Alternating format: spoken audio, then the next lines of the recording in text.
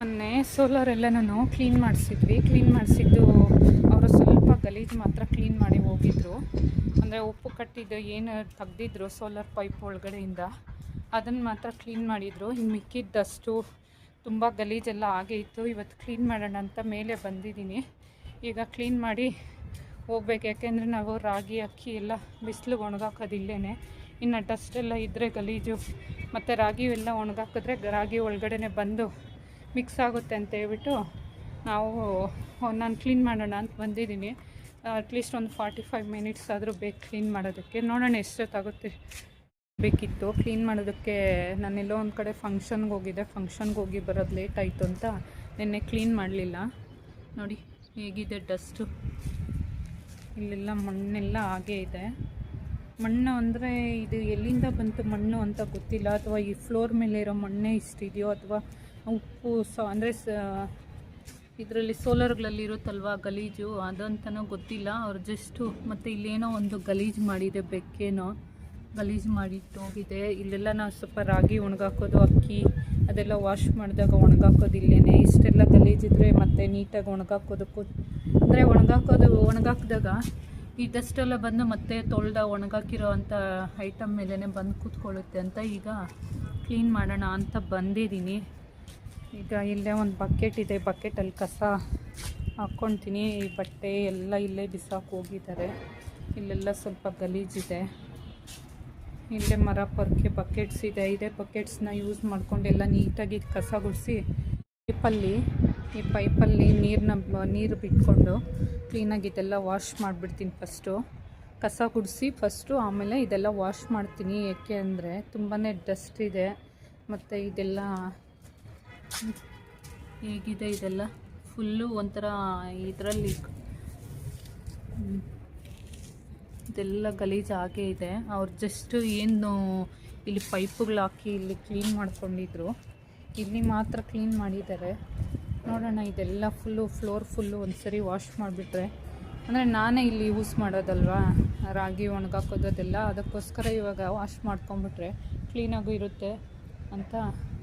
ಮತ್ತು ನೋಡಿ ಇಲ್ಲೆಲ್ಲ ಬೆಕ್ಕು ಗಲೀಜು ಮಾಡಿ ಹೋಗಿದೆ. ಇಲ್ಲಿ ಗಲೀಜು ಮಾಡಿದೆ ಬೆಕ್ಕು. ಮತ್ತು ಇಲ್ಲೆಲ್ಲ ವೇಸ್ಟು ಶಾಂಪೂ ಪೇಪರ್ಗಳು, ಅಂದರೆ ವಾಶ್ ಮಾಡಬೇಕಾದ್ರೆ ಶಾಂಪೂ ಎಲ್ಲ ಬಳಸಿದ್ರು. ಅವ್ರು ನೀರು ಕುಡ್ದಿರೋ ಬಾಟಲು ಎಲ್ಲ ಇಲ್ಲೇ ಬಿಟ್ಟು ಹೋಗಿದ್ದಾರೆ. ಒಂದು ಸರಿ ಕ್ಲೀನ್ ಮಾಡ್ಕೊಂಬಿಡೋಣ. ನೋಡಿ ಎಷ್ಟು ಮಣ್ಣಿದೆ.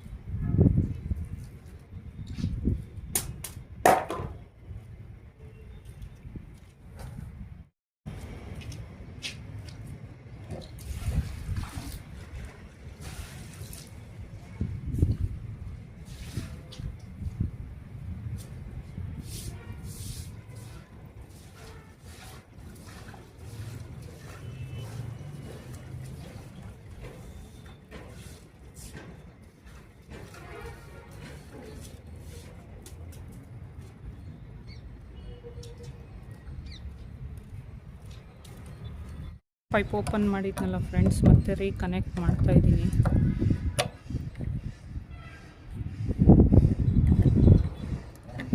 ಇಲ್ಲದೇ ಇದ್ದರೆ ಇಲ್ಲಿ ಓಪನ್ ಮಾಡಲಿಲ್ಲ ಅಂದಿದ್ದೆ ಕೆಳಗಡೆಯಿಂದ ನೀರು ತೊಗೊಂಬಂದು ನಾನು ಕ್ಲೀನ್ ಮಾಡಬೇಕಾಗಿತ್ತು. ಪ್ರತಿಯೊಂದು 20 ಬಕೆಟ್ ನೀರಾದರೂ ಬೇಕಾಯಿತು. ಅಷ್ಟು ಬಕೆಟ್ನ ಕೆಳಗಡೆ ಅಂದರೆ ಇಲ್ಲಿ ಈ ಫ್ಲೋರಲ್ಲಿ ಕೆಳಗಡೆ ಅಲ್ಲಿ ನಲ್ಲಿ ಇದೆ, ಅಲ್ಲಿಂದನೂ ತೊಗೊಂಬಂದು ಇಲ್ಲಿ ವಾಶ್ ಮಾಡಬೇಕಂದ್ರೆ ತುಂಬ ಕಷ್ಟ ಆಗೋದು. ಅದಕ್ಕೆ ನಮ್ಮ ಸೋಲರಲ್ಲೇ ಓಪನ್ ಮಾಡ್ಕೊಂಡಿದ್ದೀನಿ.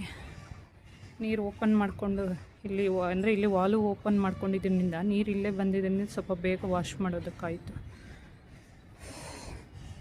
ನೋಡಿ, ಇಲ್ಲೆಲ್ಲ ಕ್ಲೀನ್ ಮಾಡಿದೆ, ಇಲ್ಲೆಲ್ಲ ಕ್ಲೀನ್ ಆಯಿತು. ಇಲ್ಲಿ ಕಸ ಮಾತ್ರ ಗುಡಿಸ್ಕೊಂಡೆ, ಅಲ್ಲೇನೋ ಸ್ವಲ್ಪ ಬಕೆಟ್ಸ್ ಎಲ್ಲ ಇತ್ತು ಗಲೀಜು, ಮತ್ತು ನೀರೆಲ್ಲ ಗಲೀಜು ನೀರಲ್ಲಿ ಹೋಗಿ ಸೇರಿಕೊಳ್ಳುತ್ತೆ ಅಂತ. ನೋಡಿ ಈಗ ಎಷ್ಟು ಕ್ಲೀನಾಗಿದೆ, ಅಷ್ಟೆಲ್ಲ ಕ್ಲೀನ್ ಆಗಿದೆ. ಇಲ್ಲಿ ಒಂದು ಬಕೆಟಲ್ಲಿ ಇದು ಕಸ ಕೆಳಗಡೆ ತೊಗೊಂಡೋಗಿ ಇಡಬೇಕು. ಕೆಳಗಡೆ ಇಟ್ಟರೆ ಅವರೇ ಗಾಡಿಯಲ್ಲಿ ತೊಗೊಂಡೋಗಿ ಬಿಸಾಕ್ತಾರೆ ಎಲ್ಲಾದರೂ, ಅಥವಾ ಕಸದವ್ರಿಗೆ ಕೊಡ್ತಾರೆ. ನಾನು ಇವಾಗ ಕಸದವ್ರು ಬರೋದಿಲ್ಲ, ಬೆಳಿಗ್ಗೆ ಬರ್ತಾರೆ, ಅವಾಗ ಅವರೇ ಕೊಟ್ಕೊತಾರೆ. ಇದೆಲ್ಲ ಫುಲ್ಲು ಕ್ಲೀನ್ ಆಯಿತು. ಮೆಟ್ಲ ಮೇಲೆ ಎಲ್ಲ ಇನ್ನು ಕೆಳಗಡೆ ಸ್ವಲ್ಪ ಕಸ ಗುಡಿಸಿ ನೀಟಾಗಿ ನೀರು ಹಾಕ್ಬಿಟ್ರೆ ಕ್ಲೀನಾಗಿ ಹೊರಟೋಗುತ್ತೆ ಪೈಪ್ ತನಕ.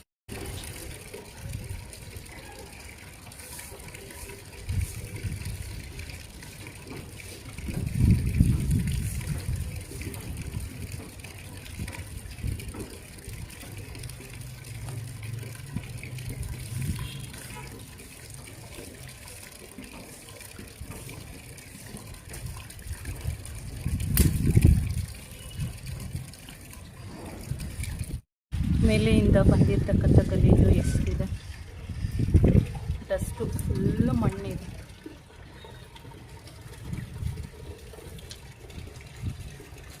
ಅಲ್ಲಿ ಪೈಪ್ ತನಕ ಕ್ಲೀನ್ ಮಾಡಿ ಹೊರಗೆಲ್ಲಿ ಕೈಬಿಟ್ರೆ ಮುಗೀತು. ನಾನು ಕ್ಲೀನ್ ಮಾಡಿದ್ದು ಈಗ ಅಲ್ಲಿ ಮೇಲ್ಗಡೆ ಸೋಲರ್ ಏನು ಕಾಣ್ತಿದೆ ಅದನ್ನು ನಾನು ಕ್ಲೀನ್ ಮಾಡಿದ್ದು. ಸೋಲರು ಆ ಫ್ಲೋರ್ನ ನಾನು ಕ್ಲೀನ್ ಮಾಡಿಕೊಂಡು ಹಾಗೇ ಈ ಮೆಟ್ಲೆಲ್ಲ ಕ್ಲೀನ್ ಮಾಡ್ಕೊಂಡು ಇಲ್ಲಿ ಕೆಳಗಡೆ ಬಂದೆ. ಈಗ ನೋಡಿ ಇದೆಲ್ಲ ಕ್ಲೀನ್ ಆಯಿತು. ಇನ್ನು ಮನೆ ಕಡೆ ಹೋಗಬೇಕು. ತೊಗೊಂಡೋಗಿ ಮೇಲೆ ಇಟ್ಬಿಟ್ಟು ಹೋಗಿ ಮನೆಗೆ ಹೋಗಿ ಸ್ನಾನ ಮಾಡ್ಕೊಬೇಕು ಫ್ರೆಂಡ್ಸ್. ಕ್ಲೀನ್ ಮಾಡೋಷ್ಟು ಕರೆಕ್ಟಾಗಿ 45 ಮಿನಿಟ್ಸ್ ಟೈಮ್ ತೊಗೊಂತು. ನೆನ್ನೆ ಇದ್ದಿದ್ದಕ್ಕೆ ಗಲೀಜು, ಇವತ್ತು ಕ್ಲೀನ್ ಮಾಡಿರೋದಕ್ಕೆ ಎಷ್ಟು ಕ್ಲೀನಾಗಿದೆ. ಇವಾಗ ರಾಗಿ ಅಕ್ಕಿ ಏನಾದರೂ ಒಣಗಾಕಲಿ, ಡಸ್ಟು ಅಥವಾ ಗಲೀಜು ಬಂದು ರಾಗಿ ಅಕ್ಕಿ ಜೊತೆ ಮಿಕ್ಸ್ ಆಗಲ್ಲ. ಅದಕ್ಕೆ ನಾನು ಕ್ಲೀನ್ ಮಾಡಿದ್ದು. ಇನ್ನು ಇಷ್ಟು ಕಷ್ಟಪಟ್ಟು ಬಿಸಿಲಲ್ಲಿ ಕ್ಲೀನ್ ಮಾಡೋದಕ್ಕೆ ಕಷ್ಟನೇ ತುಂಬ ಇತ್ತು. ಎಲ್ಲ ವಾಶ್ ಮಾಡಿದ್ನಲ್ಲ, ಈಗ ಬಿಸಿಲಿಗೆ ನೀಟಾಗಿ ಡ್ರೈ ಆಗಿದೆ. ಎಷ್ಟು ಕ್ಲೀನಾಗಿದೆ. ಅದೇ ಡಸ್ಟ್ ಇದ್ದರೆ ಇಲ್ಲೇನು ಒಣ ಹಾಕೋದಕ್ಕೂ ಇಂಟ್ರೆಸ್ಟ್ ಬರೋದಿಲ್ಲ, ಗಲೀಜಾಗಿಬಿಡುತ್ತೆ. ಒಣ ಹಾಕಿದ್ದು ವೇಸ್ಟ್ ಆಗುತ್ತೆ. ನೋಡಿ ಇದೆಲ್ಲ ಫುಲ್ಲು ಗಲೀಜಿತ್ತು. ಇಲ್ಲಿ ಬೆಕ್ಕು, ಇಲ್ಲಿ ಮಣ್ಣು ಸ್ವಲ್ಪ ಉಡ್ಡೆ ಇತ್ತು, ಅದರಲ್ಲಿ ಗಲೀಜು ಮಾಡಿಟ್ಟು ಹೋಗಿತ್ತು.